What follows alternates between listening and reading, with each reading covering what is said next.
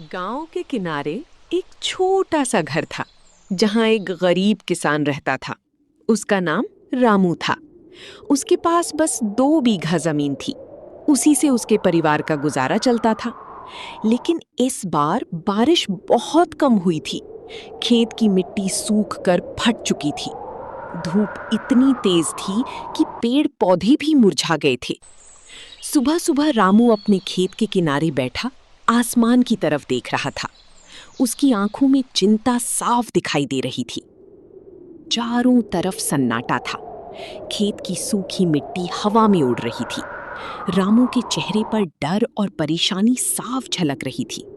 उसे समझ नहीं आ रहा था कि अगर फसल नहीं हुई तो उसके बच्चों का पेट कैसे भरेगा। तभी उसकी पत्नी गीता वहां आई।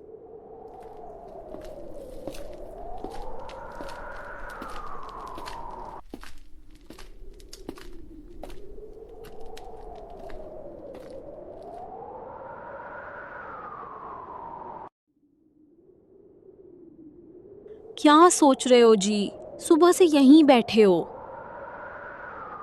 क्या सोचूं गीता। खेत पूरी तरह सूख गया है। अगर इस बार फसल बर्बाद हो गई तो हम लोग भूखे मर जाएंगे।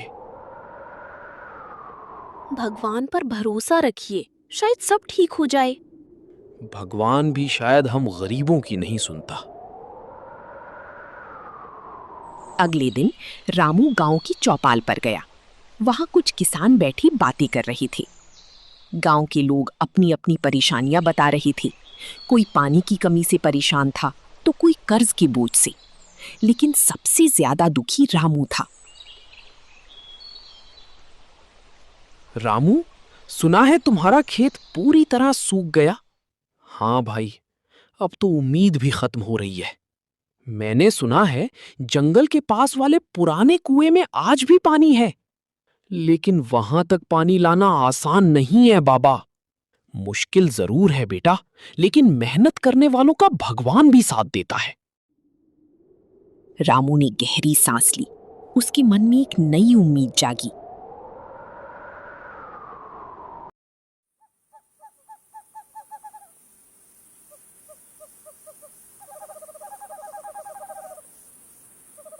उस रात रामू अकेली जंगल की तरफ निकल पड़ा। उसके हाथ में एक लालटेन थी। रात बहुत अंधेरी थी। चारों तरफ झींगुरों की आवाज गूंज रही थी। हवा इतनी तेज चल रही थी कि पेड़ों की टहनियां डरावनी आवाज कर रही थी। लेकिन रामू के मन में सिर्फ अपने परिवार की चिंता थी।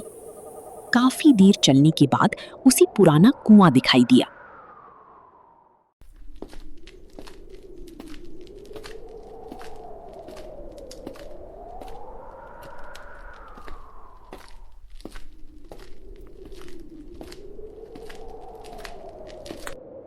हे भगवान, सच में यहाँ पानी है।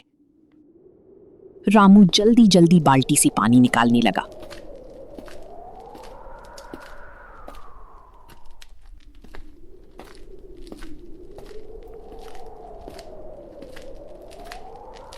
तभी पीछे से एक आवाज आई।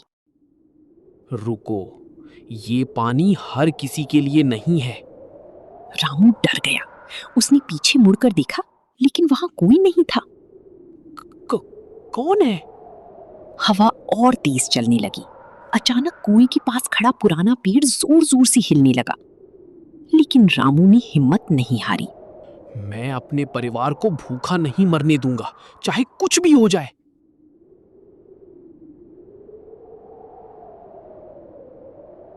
रामू पूरी रात पानी भर भर कर अपने खेत तक लाता रहा। उसके पैर थक चुके थे, हाथों में छाली पड़ गई थी, लेकिन वो रुका नहीं। सुबह होती होती उसने पूरी खेत में पानी पहुंचा दिया।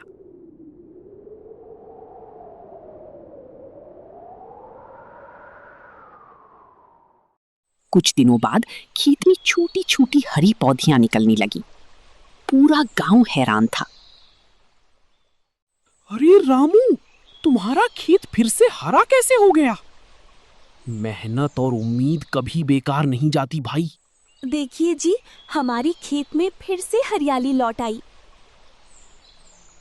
रामू की आंखों में खुशी के आंसू आ गए।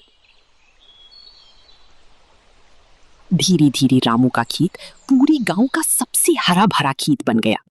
उसकी मेहनत ने साबित कर दिया कि मुश्किल चाहे कितनी भी बड़ी क्यों ना हो, अगर इंसान हार न माने तो किस्मत भी बदल सकती है। जहां एक तरफ खेत हरा होने लगा था, वहीं दूसरी तरफ गांव में खबर फैल गई कि पास के इलाके में टिड्डियों का हमला हुआ है। किसान डरने लगे कि उनकी फसल भी बर्बाद हो जाएगी। रामू चिंता में पड़ गया।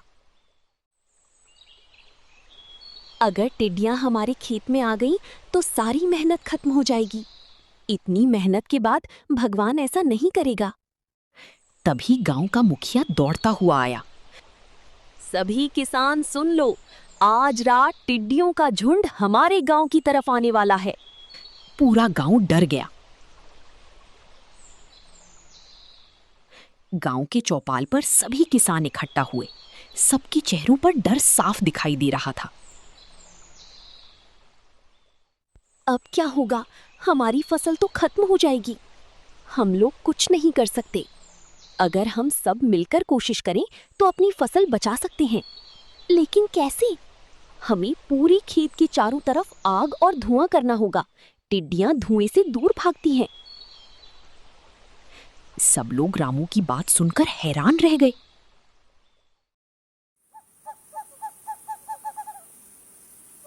रात का समय था। आसमान में लाखों टिड्डियां उड़ती दिखाई दे रही थीं। ऐसा लग रहा था जैसे काले बादल गांव पर टूट पड़े हों। गांव वाली मशालें और सूखी घास जलाकर धुआं करने लगे। जी, ये तो बहुत सादा है। डरना मत गीता, आज अगर हम डर गए तो सब खत्म हो जाएगा। टिड्डियों का झुंड खेतों के ऊपर मंडराने लगा। रामू, धुआं कम पड़ रहा है, जल्दी और लकड़ियां लाओ। पूरा गांव रात भर जागता रहा।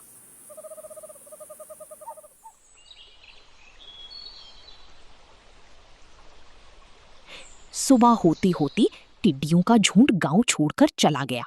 खेत सुरक्षित थे। गांव वाले खुशी से झूम उठे।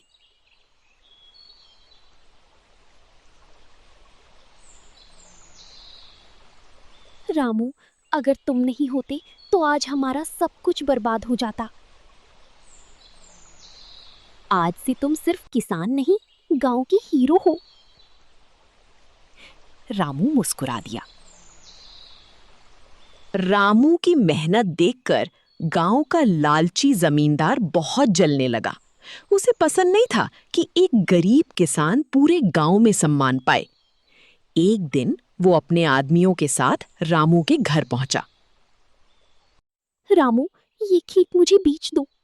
नहीं मालिक, यही मेरी जिंदगी है। अगर नहीं बेचा तो पछताओगे। रामू समझ गया कि मुसीबत अभी खत्म नहीं हुई। उस रात जमींदार के आदमी चुपके से रामू के खेत में पहुंच गए। वे फसल में आग लगाने वाले थे, लेकिन तभी रामू जाग गया। कौन है वहां? आदमी भागने लगे। रुको, मैं सब समझ गया हूँ। रामू ने शोर मचाया। गांव वाले दौड़ कर आ गए। ये लोग खेत जलाने आए थे। गांव वालों ने उन आदमियों को पकड़ लिया।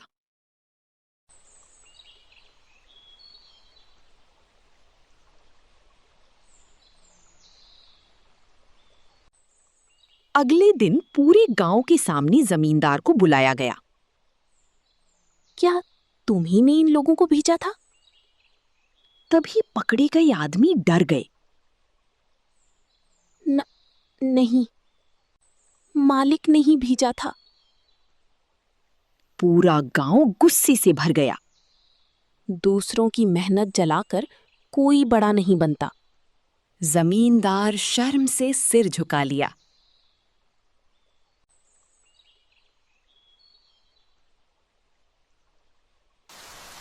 कई महीनों बाद आखिरकार तेज बारिश शुरू हुई।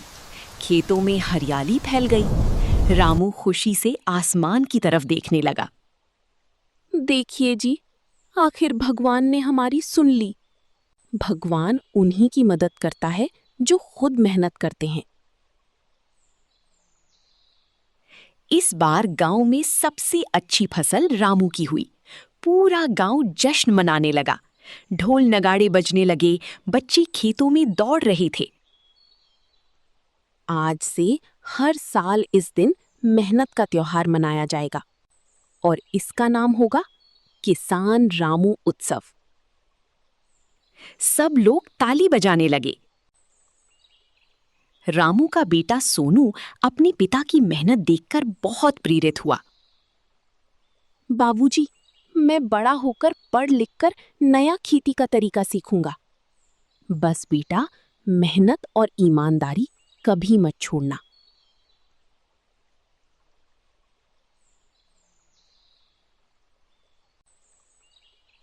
समय बीतता गया। रामू अब गांव का सबसे सम्मानित किसान बन चुका था। उसकी मेहनत और हिम्मत की कहानी दूर दूर तक सुनाई जाने लगी।